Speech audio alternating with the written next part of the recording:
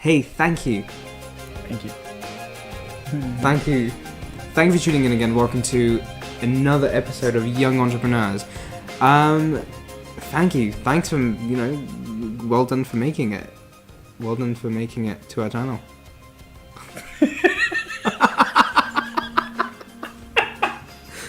Oh my god, I don't even know. Thank you very much. I don't even know. Take care. Bye. Woo! Hey, still. Alright. Do. One of the most key success. One of the most key things to Yeah. success for an entrepreneur is one of these things. It's called a stress reliever device. It comes in various different models, various different colors. So you need a cat in your life to be successful. Yep. You ruined the whole damn thing. Hey, Boo Boo, you can go now. Bye. Thank you. Bye. Bye bye. That's it. Thank you for your surprise appearance, but we don't need you anymore. Come on, Boo Boo.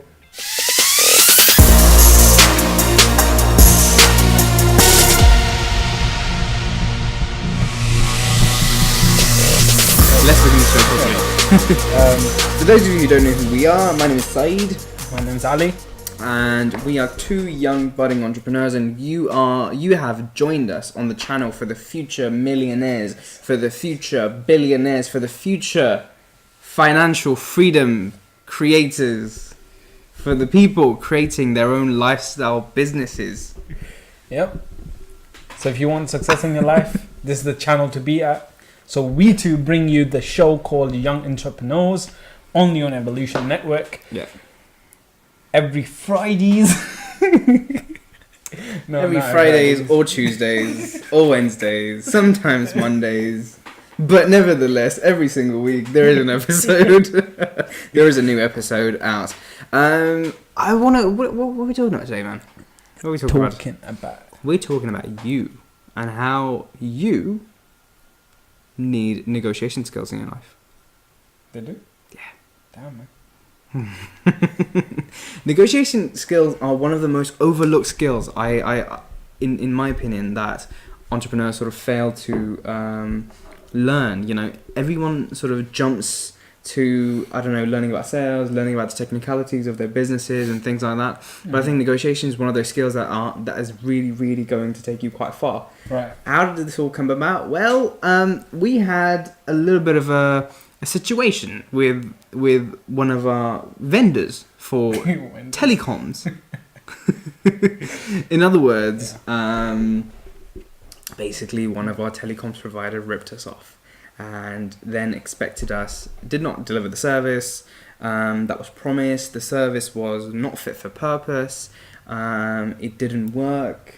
It was incompatible with the service that we got. So we kind of we sort of ended up in a situation where we had to negotiate some terms that kind of made both of us happy. So, yeah. I'm still not happy, no. So that is what sort of, what gave us the idea of doing a show on negotiations and the importance of negotiation, because I think it's a really important skill.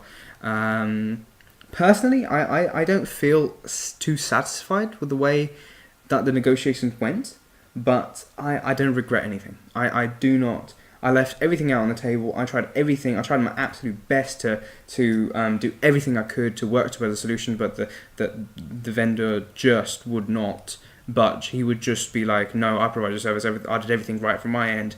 I did everything perfect. I'm just perfect. I'm the most brilliant person in the world, most capable person in the world. Whatever you say doesn't matter.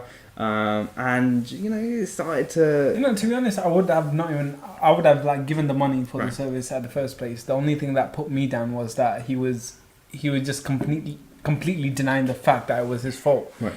You see, the first thing that he ever said was the things that I personally said to him. I even got to have a recording proof of that, and he would be like, "No, I did not say that," and that really pissed me off, and that was the reason why I did not want to.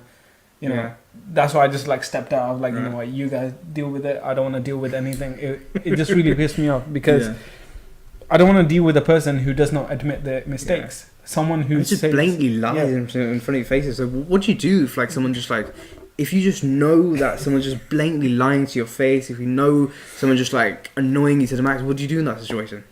You just walk out. You just, I mean, you just get to a state where you're just so, I don't know, you're just so angry at the fact that why am I even in this situation in the first place? And you feel like, why are we even doing this? And, you know, you sort of kind of can't get through to the head of people. You can't understand that, you know, I don't know, different people react in different ways. So that is something that I think is quite essential for people to understand, and it's quite essential for you to understand how most people work and what sort of filtration systems they've got and what sort of programs, like mental programming they've got, and what influences, you know, their decisions of doing things, and what how they see things and how they justify things. So I think that's quite an important point to.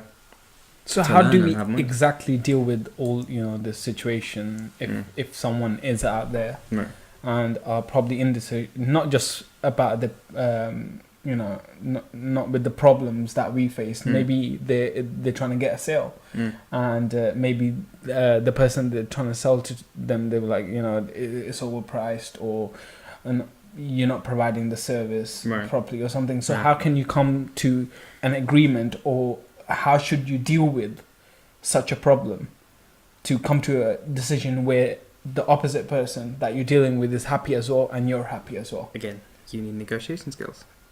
Yeah, exactly. Yeah. So let me sort of explain what happened in detail of you know, our story of like how we ended up in a situation that we did not plan for, we did not anticipate, and we were just sort of thrown into that situation. So we bought some telephone services. We bought some communication services from a local business, right? A small local business, and the service that the person provided was not fit for purpose, and he was told, he was made aware of this situation right from when the service was initiated, and then from that point on, you know, there were countless sort of emails and phone calls trying to, you know, figure out a solution to the problem. But there was no sort of reasonable solution. There wasn't a... Well, there wouldn't be a solution. The guy did not know what he was doing. He was a Microsoft certified technician. A Microsoft certified, yeah. And I don't know how much he was explaining to me, how many... Yeah. I personally don't have a degree at the moment with any, like, you know... Like any certification, any certification that qualified to do this, whatever, qualified to do that, Cisco certification or any sort of qualification. Yeah. And even I knew more than him. Like generally, like me and Syed, we both knew more than what he was talking about. He was talking about static IPs and all this like complicated stuff. And he thought that it might baffle us, and he maybe because it was just to put the blame on us. He was just trying to say, "Oh, you guys don't have this. You haven't done this right. You haven't done." Well, if we haven't done it right, why didn't you come and do it? And then he was like, "Oh, so you want me to come and charge you extra to come and provide the service for you?" And I'm just looking at his face, thinking, "What exactly do you mean?" Exactly. It just annoyed both of us, and it just put both of us off of the service, off of him, because we thought, you know, the guy was he was an okay guy, he was a genuine guy, you know, whatever. But he just turned out to clearly just completely sort of insult our intelligence and just challenge whatever we knew, and sort of presented things that just did not make sense, or things that were just complete sort of, you know, nonsense. So why do different people act differently?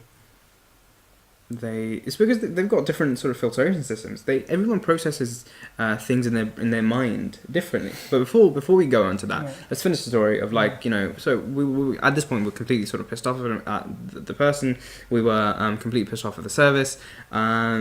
We told him about the issue that we were facing, and the person did not fix the issue. He proposed some solutions that were like, he just said that, oh, to make my service work, go and change all your other vendors just to keep my service, and just to sort of make my service work. I was like, that is not a reasonable solution. By law, that's not. You know, if you're proposing me a solution that I have to go out of the way for, then by law, you know, that's not right. That's not you're in the wrong by default. And what I really found funny was when Said stated, "So you want me to pay for something that was not suitable for the purpose, and the service that did not work?" And he was like, "Yeah." You were just like, there was just completely no remorse. It was like there was completely no sympathy. There was no, you know, he had a duty of service. He had a duty of care. And you know, it's one of those situations that, you know, if you're a business owner, if you are an entrepreneur, you're bound to get, you know, involved with people who might at some stage, you know, just completely piss you off, who might just completely eradicate, you know, everything that's going on, who just might go against everything that you personally can make sense of, and you might end up in situations where you're going to have to negotiate with people, where you're going to have to deal with difficult customers, difficult clients, difficult vendors, difficult suppliers. So you need to know how to deal with all of that, and you need to, you know, brush up on your negotiation skills, because you might, you know, it's inevitable. You're going to end up in a situation where, in a difficult situation where you're going to have to use your sort of power persuasion to get out of that situation. Definitely. So sort of if we fast forward, just yesterday, was it? Or yeah, it was yesterday. It was, I think, yesterday. Yeah, it was yesterday that we went over. The guy just issued us random invoices that he made. There was no contract signed. Bear that in mind. There was no agreement. It was just a informal agreement over the phone that, yeah, you know, I just want the service, that's fine, you know, send me the paper. I just said, you know, send me the paperwork, terms and conditions, things like that. There was no terms and conditions, there was no policies, there was no paperwork signed. So he just sent me over the services, and so yesterday, and he's just, you know, send me some random invoices saying that, oh, I have to pay for 3 months, 4 months, when it hasn't even been, like, it's barely been a month. Yeah, and he wanted me to pay for about 3-4 months worth of the service that one did not work, is unfit for purpose, and, you know, it's unsuitable for what we agreed on, and it was just missold. The service was missold to us. Yep. So yeah, he just wanted us to pay for all these invoices, and then he was just like, just make the payment, and, you know, he didn't listen to anything that we were saying. So yesterday we went over. I was saying, if you want the payment, you need to talk to me face to face.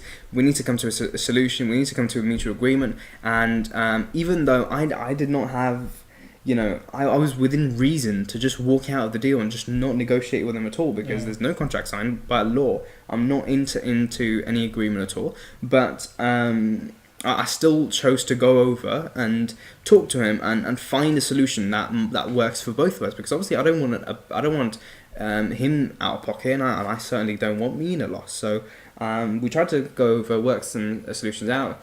He was just completely unreasonable. He just failed to come to any sort of agreement. He failed to cooperate, and he was just being difficult, and he was just denying things, and he was just lying that, you know, that, you know, no, you didn't, I never knew that, and I don't know this, you know, I've got a bad memory. Things like that. So yeah, it really sort of pissed us off. So at the end of it, he finally came to a decision. He was just like, if you don't pay for the invoices and stuff, I'm just gonna pass it on to, like, debt collectors and things like that, you know. Oh, I love that. Yeah, and he's trying to threaten me that, oh, you're gonna lose your overdraft. Like, I ever used an overdraft. He was like, you're gonna lose, like, credit. You know, it's going to go in your credit history and things like that. I was like, I don't use credit anyways. I'll pay everything in cash. And he was just trying to build that, you know, he was trying to hit, like, your emotional side. Yeah, that, he was just trying to threaten. It was just threats. It was just threats. He was just blank threats.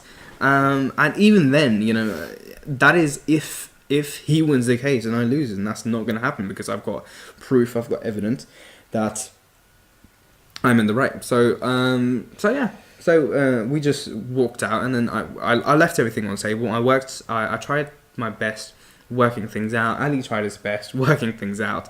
I had to spend my own time making his service exactly work. Yeah, and which was completely unnecessary. He didn't have to do that. So you know.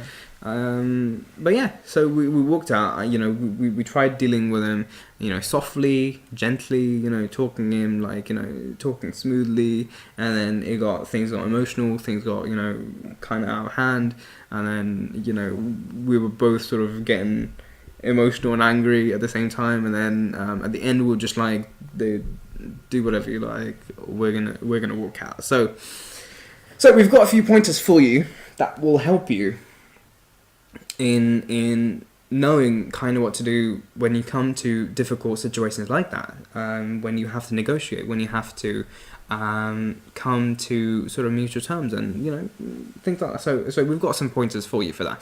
But before that, I just literally want to go through a few things that might help you understand how people sort of process things and how people work things out. Right. What was the example that we were talking about the other day? So, It was like computer and like stimuli and things like that. I don't understand. We were talking about an example, like how why do different people react in different ways? Right. Different people react in different ways because they've got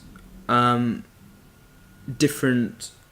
They respond differently to different stimuli, right? So Right. an example of that will be a keyboard, right? Your Oh, right, computer, yes, your computer. You press your keys on your keyboard. Yeah. If you process that through a word processing Office, processing, Yeah. Microsoft Word, or you've got tons of other Yeah, programs. other ones, yeah. If you process it through word processing software, it will come out as words and sentences. But if you're playing a game, then it will maybe come out that the output will be The function for the games, yeah. Yeah, function for the games, yeah. keys or like jumps console or type of thing, yeah. yeah, exactly. Like the So- character would jump, or Yeah. the character would sort of run, or things like that. So that's why different people react in different ways, because we're sort of programmed in our mind to react differently to different things. So I can say the same thing to Ali, and he'll process that in a different way to another person, and that person will react in a completely different way to another person. Mm-hmm. But my sort of stimuli, my statement has been the same all throughout. Yep. The only thing that's changed is who's processing it and the way it's being processed. Yep. So that's initially why different people process it in different things. Now you need to understand that some people.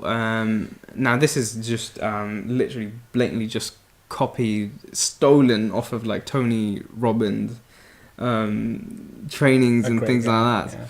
Yeah, it's brilliant. It's absolutely brilliant. He calls it metaprograms. He teaches about metaprograms. Sorry.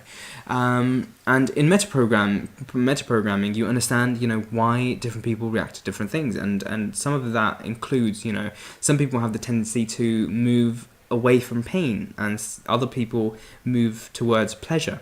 So that's the main drivers for people, If I'm the type of person who moves away from pain, it doesn't matter what you say to me, what benefit you put in front of me, I wouldn't consider that. But if you just completely flip it around on 180 degrees and be like, if you don't do this, this is going to happen to you.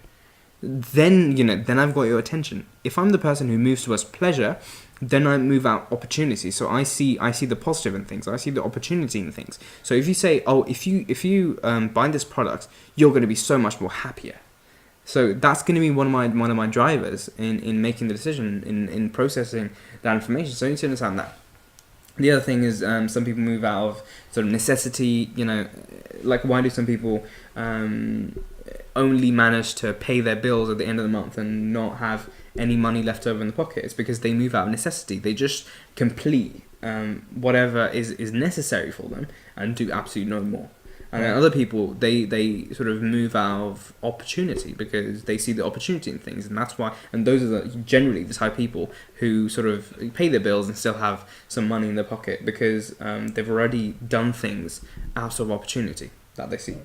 So, what are the key points? Well, the key points, the first one would be that you need to understand the person that you're trying to approach. So before even approaching them, if you know anything about them, or if you've dealt with them, or even just by the way they say hi or anything, you can analyze a person. It's not judgmental or anything, but you can analyze the way a person thinks, or and that's the best thing about best salesman. The way they walk, the way they talk, the way they carry themselves, and things like that. Yeah, like just by looking at a person, like if he's well dressed or something, you probably think that yes, you know, he probably knows what he's doing. But if someone like probably not trying to like stereotype with tattoos and like piercing and everything, you probably be like, yep, I don't want to deal with that type of person, or what that person might think. So it depends with different people. I mean, well, yeah, obviously, yeah, but generally just by like the way a person looks or anything. So you need to understand. So you need to start analyzing, understand your approach to a person, and you know, understand the way you approach them and how you should approach them. Now, the second thing would be you need to select a technique that... I'm just eating because I'm so hungry. Well, the second point would be that you need to select a technique that you use. So the information that side has given you. So if you know that a person, they move towards the pain, away from the pain. So you need to come up... So if you're just going to end up saying that, you know, this is going to give you the biggest happiness, or this is going to give you a big car, this is going to give you a big house, and so on, whatever, that would not really bother them. The main thing that would bother them is that if you, as Syed said, turn it 180 degrees around and say that this is going to put you into debt if you don't start acting today. Yeah. And they'll be like, damn man, I don't want to be in debt, because if I'm in debt, I'm going to be in problems. So you know, they're going to start, they're going to respond to you. And so depending on what the person thinks, so you should have the right approach and the right technique that you're going to use. Yeah, absolutely. Yeah, like if you take our example, right? We already knew from the previous discussions that we had, from the previous previous meetings that we've had, we knew generally the type of person this person was. Yeah, we knew the way, you know, we could anticipate what the type of things that he was going to say. We could anticipate what he was going to do, and how his process, how his sort of mental process will work. So based on that, you know, we sort of planned ahead. We sort of planned ahead of what we're going to say and things like that, and we sort of chose the best sort of, you know, techniques. You need to have like an arsenal of techniques in your bag to sort of to deal with a situation like that. You need to know different things. And I think all this would come with practice. Yeah. Right. So people who play games, like my little brother, he's amazing with Call of Duty. Yeah. So when I'm versing him, like whenever I go and visit him and so on, we're sitting down and we're on a 2-player, and he's got like about 100 kills and I've only got 1. And then just to annoy him, I'm like, I'm still better than you, I don't know what you're about. So he gets really annoyed over that fact. But my point is that just because he plays, even though I'm not going to say it's a good thing that he's wasting the energy on the games, but just generally because he's got so much practice, he knows what technique to use when. So, you know, the head shot or the knee shot, whatever they call it, I'm not sure. And because they've played it so many times, they already know, like, what he probably be looking the other way and be like... Exactly, yeah, because they play so it comes with practice, it all comes with practice. The third point would be that you never, ever let emotions come into this. Always think with a cool brain, with a calm brain. Because if you let emotions come into this, you're always going to screw everything up. You're always going to mess everything up. So have a really calm... So even if the other person annoys you, like that guy that we were dealing with, he just annoyed me over the fact. But still, I kept myself calm. I did not show it. I was still smiling. I was still... Dude, there were 2 points that I just lost my calm. I was just like... I just peaked up. I was just like... What is he on about? What is he actually talking about? But the thing is that you need to control yourself. You need to control your emotions. Because if you let emotions... Because if someone comes up to you, let's, for example, say that if someone does want to buy your service and the person comes in to say, you know, but I want to buy your service, but, you know, I got to pay for my home bill. And you're going to be like, yeah, that's so true, man. The guy hasn't got money. Right. You know, the emotion starts coming in that...